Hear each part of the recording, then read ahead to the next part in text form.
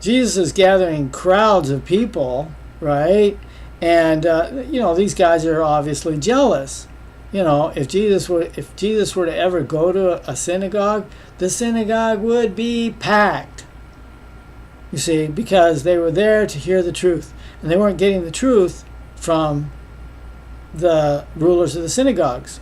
Okay. Okay. So among the Pharisees there was division. Okay. Among the people, among the Pharisees there was division. So here we come to the next story about the woman who was taken in adultery. Okay, now, come on. People are a lot more tolerant about sexual sin than this would have you believe. Okay, this woman was known as a prostitute, and she was having relations with a married man, and it was a trap. She was lured into a trap. She fell for the trap. She was taken to Jesus, and they were ready to stone her. Okay, I mean, the letter of the law. This woman, was she was taken in adultery. Okay.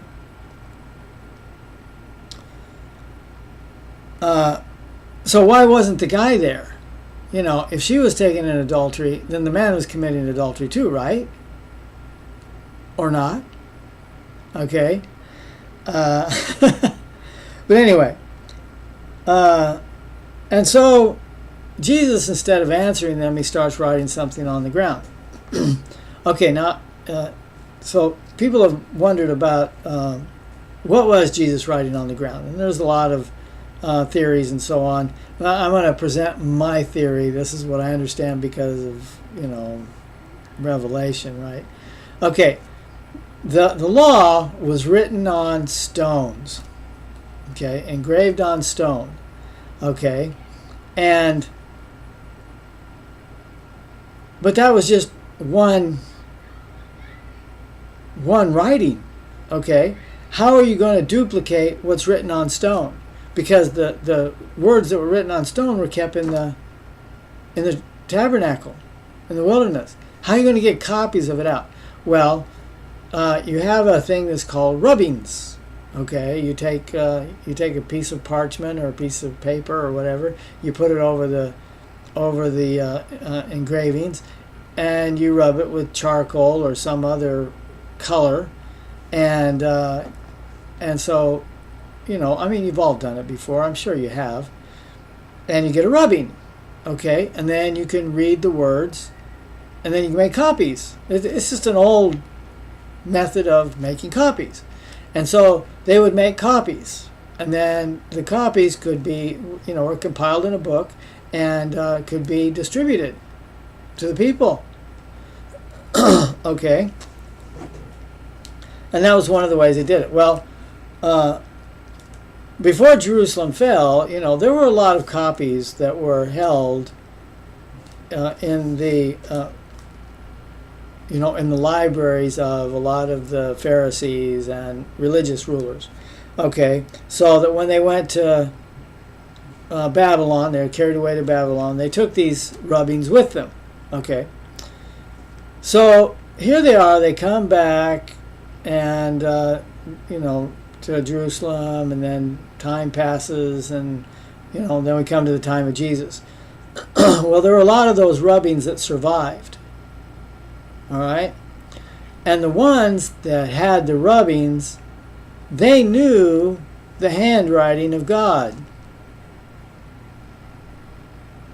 It's just like I can look at somebody's handwriting of somebody that I know, that like when I was married, and my wife's handwriting, I knew her handwriting. Okay, and these people, they had studied these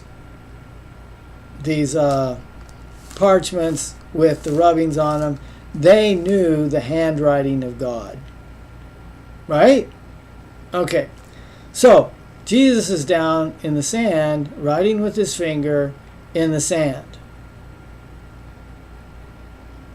And the ones that had the rubbings, they saw the handwriting, and it was the same handwriting. You know, he starts to write the law just exactly the way it is on the tablets, right? In the same handwriting. Now, don't tell me that that wouldn't give you the heebie-jeebies if you knew what the handwriting of God was on the tablet, and there's somebody writing with his finger the handwriting of God. Somebody who they just said, this man has never studied, he doesn't have letters. Where does he come from? Where is it that he has this knowledge from? Whoa. You know, well, they were convicted just not so much by what he was writing, but because of the writing. All right? Okay. He that was without sin among you, let him first cast a stone at her.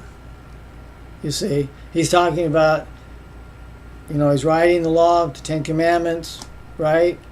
And, you know, we've all broken the law. Come on, you know. And so they were convicted by their own consciousness. Convicted by their own conscience. And so they all left. When they were gone, he looked at the woman, where are your accusers? Hath no man condemned thee? And she said, no man, Lord. And he said, neither do I condemn you. Go and sin no more. Now, I wanted to give another story about this. A story about this story. A friend of mine was telling me that in there was a time that this story was not in the book of John. It seems to have somehow been added to the book of John, but you know, he was a little bit sketchy about why it was not there and how it got there, you know, because there's no history of it.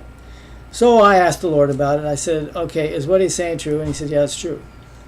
And I said, well, what happened? And he said, well, in Constantinople, there was a bishop, and he had a wife that went out and committed adultery.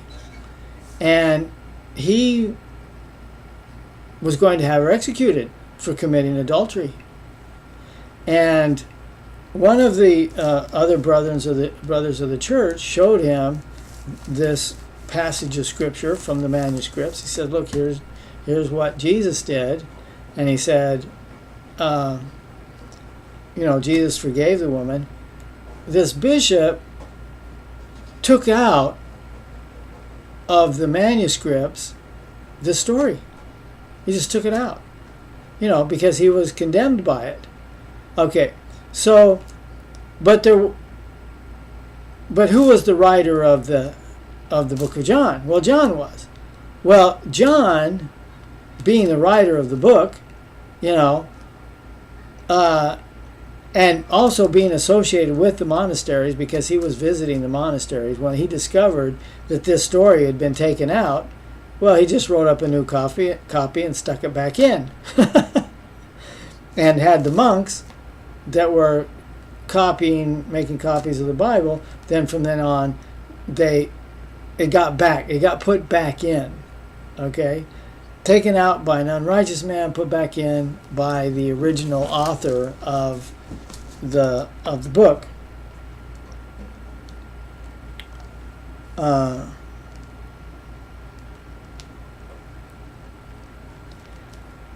Okay, so then Jesus is talking about, I am the light of the world. He that followeth me shall not walk in darkness, but shall have the light of life. Okay? This is why I say, I'm not the light. Okay? I have received the light, but I'm not the light. Don't follow me. He that follows Jesus shall not walk in darkness, but shall have the light of life. And so they're saying, well, you're bearing witness of yourself.